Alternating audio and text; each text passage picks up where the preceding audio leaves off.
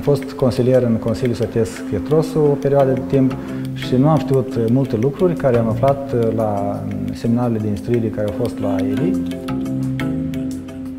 Cu aceste cunoștințe am venit în localitatea Pietrosu pentru a iniția un grup de inițiative care a fost inițiat și se numește Pietroșeni.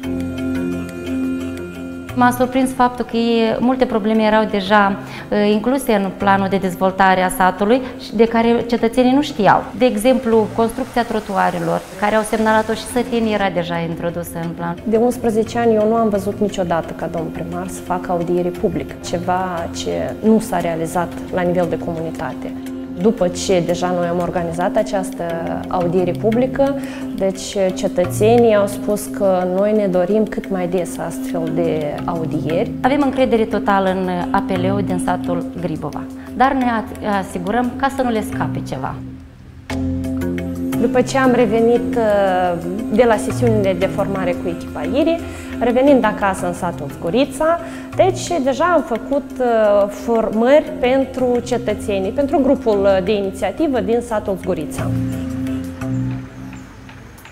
Proiectul Guvernăm Împreună este deosebit pentru noi, în sens că lucrăm direct cu ONG-urile locale, tradițional lucrăm cu grupurile de inițiativă. Un ONG care există și funcționează în mediul rural este o noutate în Republica Moldova și ne-am bucurat să echipăm instituțional aceste 3 ONG-uri din raionul Trochea și le vom sprijini în continuare. Sătenii s-au expus că au probleme în domeniul aprovizionării cu apă potabilă și canalizare. Mai ales dacă apă potabilă în sat sunt aprovizionate undeva 70% din populație, dar noi nu avem canalizare. A doua problemă, drumurile și trotuarele în sat. Practic, satul este fără trotuare și copiii venind la școală au dificultăți, fiindcă tot trebuie să meargă pe carosat. Ne-am învățat cum să facem audieri publice și am insistat. Și de aceea în satul nostru s-au făcut deja 3 audieri publice cu privire la rezolvarea unor probleme. Am învățat care sunt etapele de activism, cum să activăm în comunitate, prin ce metode să activăm. Am înaintat cu cetățenii demersuri către administrația publică locală în vederea soluționării unor probleme.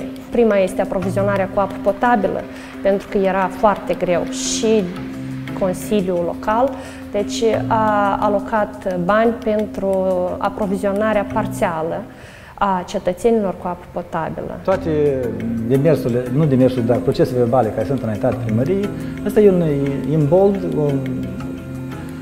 un suport pentru administrația publică locală ca să-și revizuiască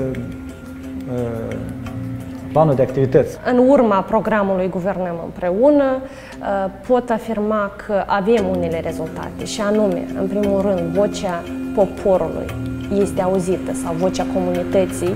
Am reușit să soluționăm împreună cele mai stringente probleme care erau la nivel de comunitate, dar și să ne punem în plan probleme care sunt deja și pe viitor ca să le soluționăm împreună. A fost o surpriză să vedem cât de deschiși au fost și autoritățile publice, și ONG-urile, și grupurile de inițiativă și comunitatea.